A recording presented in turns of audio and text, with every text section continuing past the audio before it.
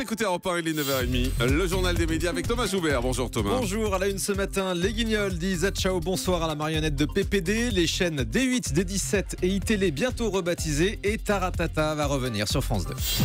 Allez, on commence avec la marionnette de PPD, virée des Guignols de l'info. Révolution pour les Guignols qui feront leur rentrée à la fin du mois. Outre le changement d'horaire et le passage en crypté, l'émission satirique de Canal+ va connaître de nombreux changements. Selon Télé 2 Semaines, la marionnette de PPD va être rangée au placard puisqu'elle ne présentera plus le show. D'ailleurs, les Guignols n'auront plus la forme d'un faux JT. Le programme humoristique aura désormais pour décor une salle de rédaction. Dans le contenu, il a été demandé aux auteurs de se tourner davantage vers l'actualité internationale et moins sur des sujets franco-français. En clair, il y aura moins de politique. Cette nouvelle formule sera désormais diffusée donc chaque soir à 20h50, réservée aux abonnés de Canal. Et Canal+, qui décide aussi de changer le nom de ses chaînes gratuites. Le grand chambardement du nouveau patron Vincent Bolloré continue. L'homme d'affaires a pris hier la présidence du conseil de surveillance de Canal+. Parmi ses premières mesures, un changement de nom pour D8, D17 et iTélé, les 3 chaînes de la TNT. Elles s'appelleront prochainement C8, C17 et CNews. Alors le C comme le C de Canal+. Il s'agit aussi de multiplier les passerelles entre les chaînes. Ce matin, le Figaro explique que cette réorganisation de la direction signe la fin de l'État dans l'État à Canal+. Vincent Bolloré écrit dans une lettre adressée aux salariés que l'arrogance n'est pas un comportement qui permet d'avancer.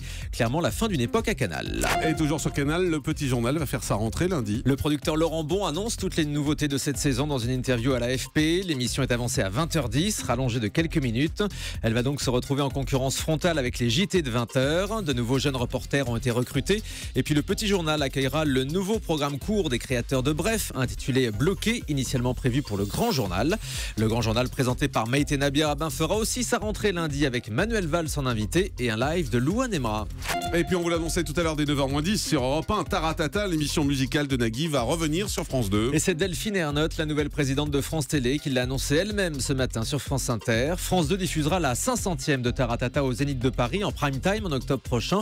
Puis l'émission reviendra ensuite chaque mois en deuxième partie de soirée dans une formule 100% live. Taratata avait été arrêté par l'ancienne direction de France 2 en 2013. Et puis une mise au point de l'humoriste Florent Père après la polémique sur la parodie de l'émission d'Arthur vendredi dernier. Parodie de Kenji et de Conchita Wurst et de la chanson Gitano transformée en Travelo.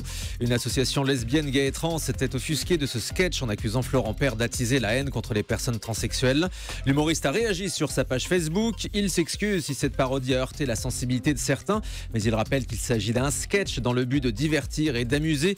Cette chanson est au contraire un hymne à l'autodérision, au respect d'autrui et à la liberté de chacun à vivre sa vie comme il l'entend. Rions ensemble de nous-mêmes et des autres, écrit-il. Et il a bien raison. Une femme avec un cadeau. Travelons, il y a de cerises sur le gâteau. À lui, vous lui dites pas change de look ou je te coupe, non. Le bouc. Le bouc, c'est ça. Qui veut gagner des millions va fêter ses 15 ans demain soir sur TF1. Un prime exceptionnel demain avec des animateurs de jeux comme candidat Olivier Mine, Jean-Luc Reichmann, Christophe Beaugrand et Jean-Pierre Foucault lui-même. Pour la première fois, l'animateur sera le candidat de son propre jeu. Pour l'occasion, il cédera sa place de présentateur à Laurence Boccolini, une position qui l'a rendu très anxieux, comme il l'explique au micro européen de Maxime Rio. J'en ai pas dormi pendant 3 jours. Parce que je me disais, pourvu que tu ne passes pas pour un imbécile. En réalité, c'est ce que pensent tous les candidats, tous mes amis vedettes qui veulent gagner des millions, pourvu que je sois pas une buse. Pourvu que la question idiote dont tout le monde a la réponse, pourvu que j'ai également la réponse. Et c'est extrêmement stressant. Et quand Laurence Boccolini m'a dit, allez, on change de place, eh bien, elle s'est vraiment vengée. Parce qu'elle a utilisé mes regards, mes silences, mes interrogations, les sourires en coin. Je n'imaginais pas que ça puisse être aussi dangereux pour le candidat en face, mais on s'est bien amusé.